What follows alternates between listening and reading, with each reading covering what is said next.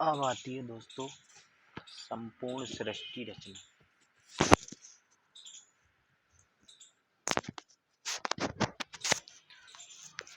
संपूर्ण सृष्टि रचना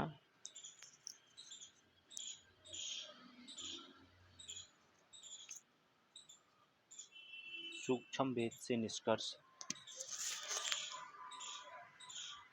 रूप सृष्टि रचना का वर्णन।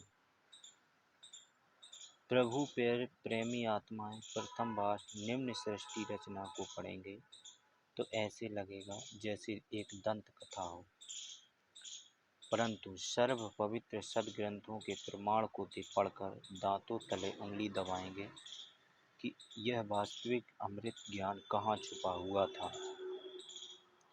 कृपया धैर्य के साथ पढ़ते रहिए तथा इस अमृत ज्ञान को सुरक्षित रखिए। आपकी 101 पीढ़ी तक काम आएगा। पवित्र आत्माएं कृपया सत्यनारायण अविनाशी सत्पुरुष द्वारा रची सृष्टि रचना का वास्तविक ज्ञान पढ़ें। पहला, पूर्ण ब्रह्म। इस सृष्टि रचना में सत्पुरुष, सत्यलोक का स्वामी प्रभु, अलख पुरुष, अलख लोक का स्वामी प्रभु, अगम पुरुष, अगम लोक का स्वामी प्रभु तथा अनामी पुरुष, अनामी अकय लोक का स्वामी प्रभु तो एक ही पूर्ण ब्रह्म है जो वास्तव में अविनाशी प्रभु हैं, जो भिन्न भिन्न रूप धारण करके अपने चारों लोकों में रहता है, जिसके अंतर्गत असंख्य ब्रह्मांड आते हैं।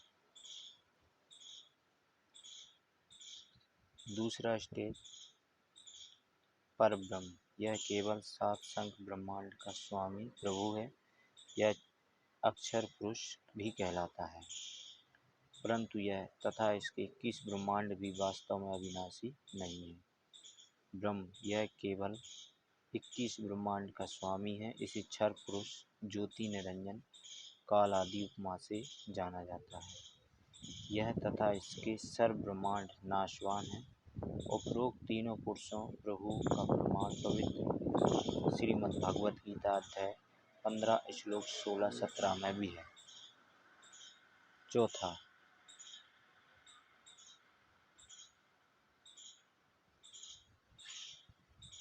तीसरा, ब्रह्म यह केवल 21 ब्रह्मांड का स्वामी है। इसे क्षर पुरुष, ज्योति निरंजन, काल आदि उपमा से जाना जाता है। यह तथा इसके सर्व ब्रह्मांड नाशवान है। उपरोक्त तीनों पुरुषों प्रभुओं का प्रमाण पवित्र श्रीमद् भागवत गीता अध्याय 15 श्लोक 16-17 में है। चौथा, ब्रह्मा इसी ब्रह्म का ज्येष्ठ पुत्र है, विष्णु मध्य वाला पुत्र है तथा शिव अंतिम तीसरा पुत्र है। ये तीनों ब्रह्म के पुत्र केवल एक ब्रह्मांड में एक विभाग गुण के स्वामी प्रभु हैं तथा नाशवान है। विस्तृत विवरण के लिए कृपया पढ़ें निम्न लिखित सृष्टि रचना। कबीर देव। कबीर प्रभु ने सूक्ष्म वेद अर्थात कबीर वाणी में अपने द्वारा रची सृष्टि का ज्ञान स्वयं ही बताया, जो निम्नलिखित है। सर्वप्रथम केवल एक स्थान अनामी अनामय लोक था, जिसे अकय लोक भी कहा जाता है। पूर्ण परमात्मा उस अनामी लोक में अकेला रहता था। उस परमात्मा का वास्तविक नाम कबीर देव अर्थात कबीर परमेश्वर है। सभी आत्माएं उस पूर्ण धनी के शरीर में समाई हुई थीं। इसी कबीर देव का उपमात्मक पदवी का नाम अनामी पुरुष है। पुरुष का अर्थ प्रभु होता है। प्रभु ने मनुष्य को अपने ही स्वरूप में बनाया, इसलिए मानव का नाम भी पुरुष ही पड़ा है। अनामी पुरुष के एक रोम शरीर के बाल का प्रकाश शंख सूर्य की रोशनी से भी अधिक है। विशेष जैसे किसी देश के आदरणीय प्रधानमंत्री जी का शरीर का नाम तो और ये चित्र है। परमेश्वर कबीर साहब के असंख्य ब्रह्मांड का लघु चित्र है ये अनामी लोक। इस लोक के लोक में कबीर साहब अनामी पुरुष रूप में रहते हैं, यहाँ अकेले हैं। अकय अगम लोक, इस लोक में भी कबीर साहब अगम पुरुष के रूप में रहते हैं। अलख लोक, इस लोक में भी कबीर साहब अलग पुरुष के रूप में रहते हैं। अब ये वो चित्र है, अब आप इसको अच्छे से समझ लीजिए। ये 21 ब्रह्मांड का गोलाकार का ये नक्शा है, जिसमें एक गोला में 5-5 ब्रह्मांड बिंदुओं से जो है पैक कर रखे हैं। ये 20 हैं, 1 2 3 4 4 गोल गोल अंडाकार के ब्रह्मांड हैं। इसमें एक ब्रह्मांड को महाब्रह्मांड की संख्या दी गई है। इसमें 5-5 ब्रह्मांड इसने गोल आकार में धर रखे हैं। ये पूरे एक ब्रह्मांड एक अलग से है। ये तपस्शिला है ऊपर, ये जो 3 रास्ते गए हैं, ये सबसे पहले बीच का रास्ता तपस्शिला है। अब ये इसके अंदर का जो परब्रह्म का स्थान है, ये गोला जो निशान लगा हुआ है काला काला, इसके बाहर का एरिया है पूर्ण ब्रह्म कबीर देव का। आगे अन्य होता है तथा पद का उपमात्मक पदवी का नाम प्रधानमंत्री होता है। कई बार प्रधानमंत्री जी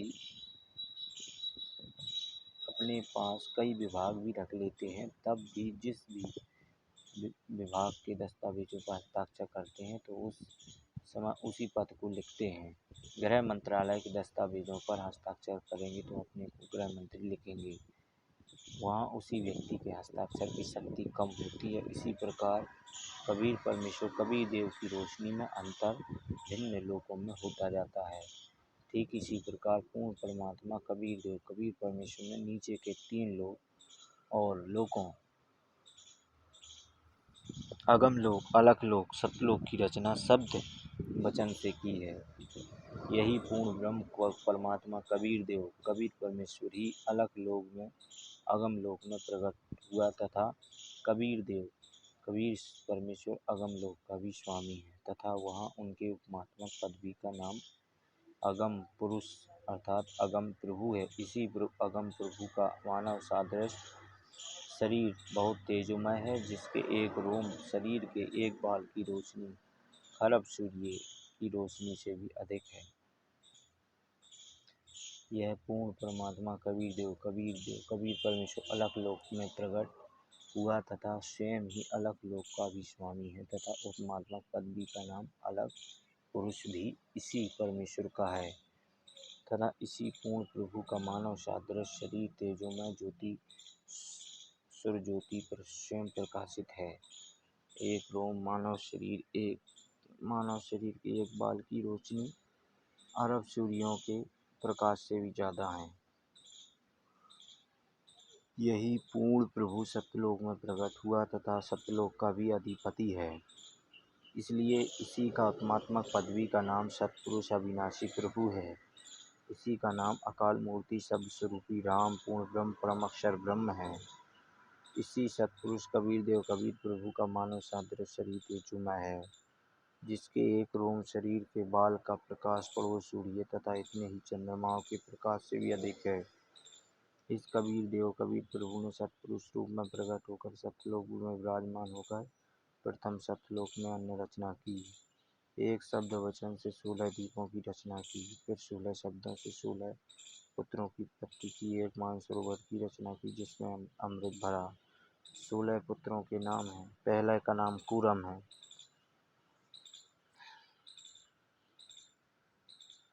दूसरे का नाम ज्ञानी, तीसरे का नाम तेज, चौथे का नाम सहज, पांचवा नाम संतोष।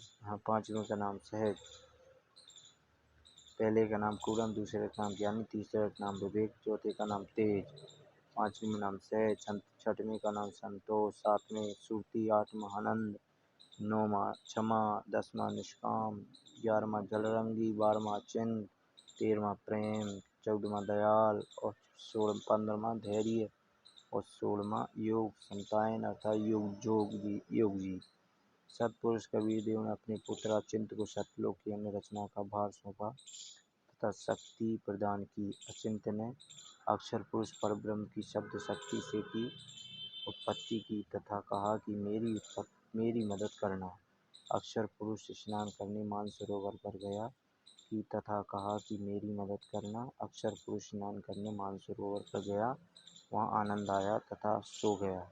लंबे समय तक बाहर नहीं आया। तब अचिंत की प्रार्थना पर अक्षर पुरुष को नींद से जगाने के लिए कबीर देव कबीर परमेश्वर ने उसी मानसरोवर से कुछ अमृत जल लेकर एक अंडा बनाया तथा उसी अंडे में एक आत्मा प्रवेश की तथा अंडे को मानसरोवर के अमृत जल में छोड़ा।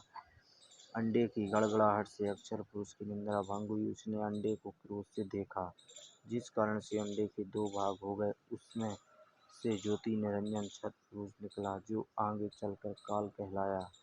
उसका वास्तविक नाम कैल है। तब सत्पुरुष कबीर देव ने आकाशवाणी की कि आप दोनों बाहर आओ तथा अचिंत्य के दीपों में रहो। आज्ञा पाकर अक्षर पुरुष तथा क्षर पुरुष कैल दोनों अचिंत्य के दीपों में रहने लगे।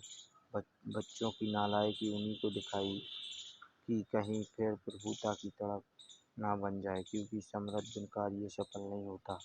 फिर पूर्ण धनी कबीर देव ने सर्व रचना स्वयं की। अपनी शब्द शक्ति से एक राजेश्वरी राष्ट्रीय शक्ति उत्पन्न की, राजेश्वरी, जिससे सर्व ब्रह्मांड को स्थापित किया। इसी को पराशक्ति परानंदिनी भी कहते हैं। पूर्ण ब्रह्म ने सर्व आत्माओं को अपने ही अंदर से अपनी वचन शक्ति से अपने मानव शरीर सदृश उत्पन्न किया। प्रत्येक हंस आत्मा का परमात्मा जैसा ही शरीर रचा, जिसका तेज 16 सूर्यों जैसा मानव सादृश्य है, परंतु परमेश्वर के शरीर के एक रोमकूप का प्रकाश करोड़ सूर्य से भी ज़्यादा है। बहुत समय उपरांत क्षर पुरुष ज्योति निरंजन ने सोचा कि हम तीनों अचिंत्य अक्षर पुरुष क्षर पुरुष एक दीप में रह रहे हैं तथा अन्य एक एक दीप में रह रहे हैं। मैं भी साधना करके अलग दीप प्राप्त करूँगा। उसने ऐसा विचार करके एक पैर पे भर खड़ा होकर के 70 युग तप किया। आगे दोस्तों, वीडियो अच्छा लगा हो तो लाइक शेयर सब्सक्राइब ज़रूर करें और कमेंट बॉक्स में बताएं कैसा लगा वीडियो। धन्यवाद।